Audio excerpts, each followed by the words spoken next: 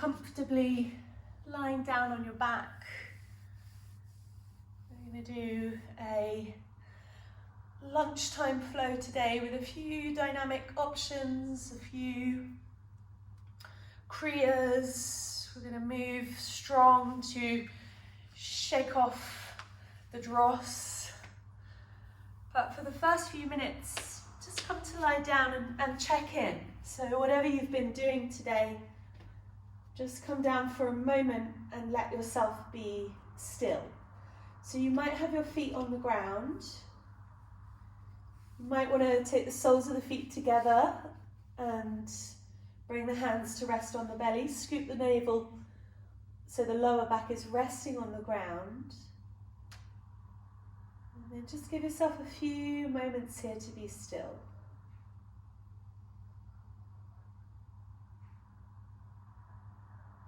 Notice if you're holding tension around the jaw. Let your face relax and let the breath now be a little bit slower, a little bit deeper.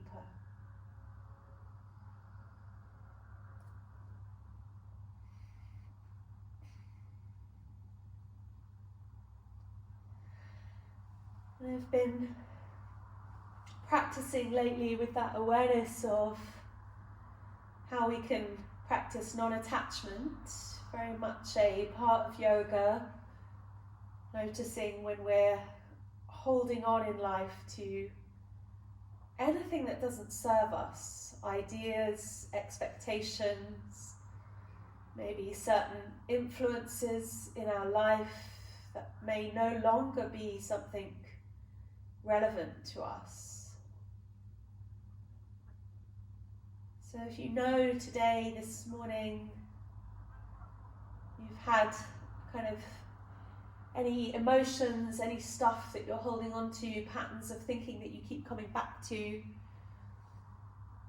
can maybe use a simple mantra today of I release or I let go. And then your practice can be a little bit more meditative as you are aware of where you might be holding in your mind, and bring your attention back to your body. So deepen the breath, take the arms up and over your head, have a stretch out. And then as you exhale, relax your shoulders down. We slowly start to take the knees back together. Stay aware of sensation through your hips. And then just move from side to side with the knees. So notice that sensation as you go to one side, the opposite rib cage, armpit, shoulder area, and then switching sides. And we're going to get moving. So bring your feet and hands into the air.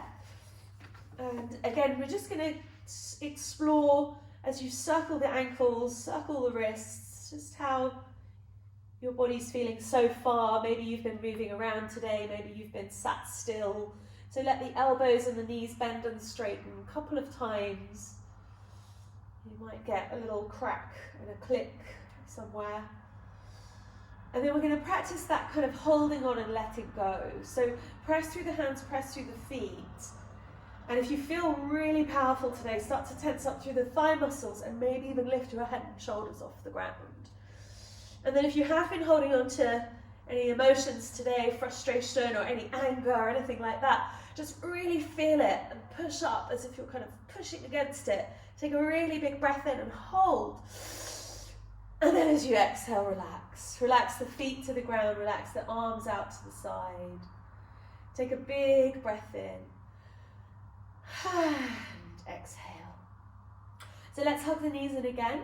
Take the knees apart and just roll across your lower back a couple of times. And we're going to see if we can roll up to sit. So bring your hands into the air, get a little bit of tension again in the lower belly. Start to rock and roll forwards and backwards.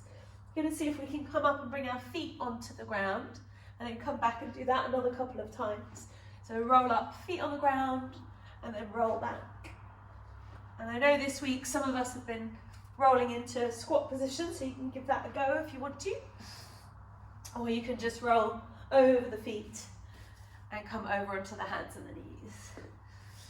So just going to stretch the sides of the body. Have your hands a little bit further forward of your shoulders. Come onto the fingertips for a moment and maybe have the toes tucked under. Draw the hips back. Soften the elbows, relax the back of the neck. And then come forward with the hands and just turn the fingers out slightly. And then be sensitive here that you're not putting too much pressure on your wrist. Just bend your elbows and feel that space just at the center of your shoulder blades relax down. And you might want to just relax your belly here as well, so you feel release across the upper back. And then straighten the elbows, maybe bring the hands down flat with the middle fingers facing forward again, and then bend the elbows again. And you can bend one elbow and then the other, so you start to feel the shoulders release. And then you might want to untuck the toes, take the hands a bit wider, and just move the hips from side to side. So perhaps close your eyes here. I'm just going to put that music back on. And if you've got your eyes closed and you're circling your hips around, you might just feel the spine kind of unwinding, so gradually releasing. There we go. And if you close your eyes, you get into that somatic awareness, and that's really what I'm interested in. When you're practicing at home, it's even perhaps, I don't know, maybe more difficult, maybe easier to not think about how you look and not worry about what your practice looks like because no one can see you. Or maybe your neighbours can see you out the window, I don't know. Maybe just your furry companion. So from the kind of unwinding, turning of the tailbone, I'm going to push back into downward dog. And I've been doing this with the knees coming out lately and the hands turning out slightly, just kind of pressing into the heels of the palms and drawing the bottom back. And then doing that kind of like sort of springy frog movement into downward dog. So the knees come out, the heels come in, the hips draw back. Be mindful of your knees. And then lift the hips and take a bit more weight forward into your hands. So we're going to do this transition today where we jump the feet towards the top of the mat. And if you've done this like hundreds of times before, second nature. And if you haven't, just release from any expectation. Yeah, it's just jumping. If you jump and fall, the earth will catch you. So before we jump, we'll take the hands underneath the shoulders, come to a plank position, and then lift one leg off the ground, lower it back down, lift the other leg off the ground, lower it back down, and then lift one hand, lower it down and lift the other hand. So coming to a place where you're aware of each limb taking its share of the weight. You can do that again. You can lift one hand, one foot. Just explore, bend your elbows, see how you feel.